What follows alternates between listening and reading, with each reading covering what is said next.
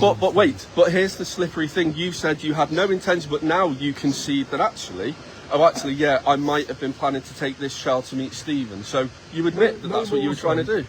That annoys me. I would go around going, where are you from? You don't live around here.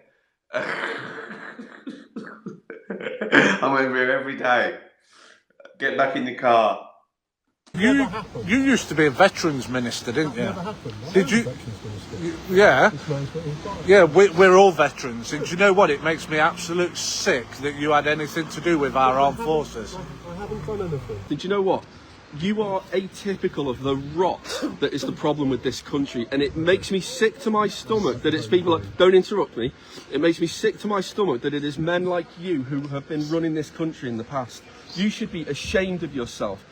Don't interrupt me, Ivor. You've been at the top of this country, running the country, part of the government, part of Tony Blair's government. You were a veterans minister, and all the time, I would imagine don't interrupt me, predating on children. You better not get too close, because that'll make me...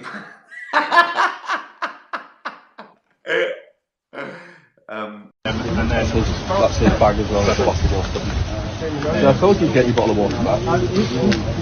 And sweets. Right, I'm just going to search you before we go in there, okay? How many layers have you got underneath this? The sweets in there as well. 3. Oh, that's smoggy. The sweets in the bag as well. There's nothing, there's no bottles. That's my phone. And what are we doing, okay, is I am going to be seizing your phone at 12:38, okay? And for the purpose of that is, I believe it holds evidence on that device. Okay, so I'll be placing it in evidence bag. I don't have time to adumbrate the wickedness of these people. And as a believer in right and wrong myself, I have to believe that it is not a coincidence that the biggest supporters of Zionism in the Western world are almost always, with one or two exceptions, are almost always the most repugnant individuals. And that certainly covers Ivor Kaplan.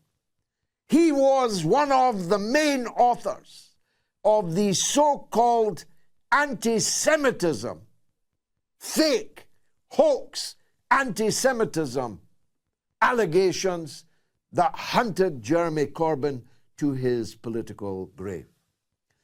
And that's important, whether you like Jeremy Corbyn or not, because it was the destruction of the Corbyn Labour Party that led to Boris Johnson, with global implications. More than a million people have died in Ukraine. Boris Johnson played a central role in that. He would never have been the Prime Minister if people like Ivor Kaplan, former MP, former Defence Minister in Tony Blair's so-called Labour government, if Corbyn had survived the assault. And he made many mistakes in the ways that he tried to deal with it, mainly by throwing his friends under the bus, feeding them to the crocodiles in the hope that the crocodiles would eat him last. But that's a story for another day. Kaplan and co. in the Zionist industry that is central to the political life in this country now, and the media life in this country now. Want to know how I know that? This Kaplan story I'm telling you now has hardly had a breath of publicity after weeks in which Pakistanis and Muslims whose names nobody knew were plastered on the front of every newspaper. But a man at the centre of Tony Blair's Labour government is caught out in the way he was caught out. It can't even get on the news.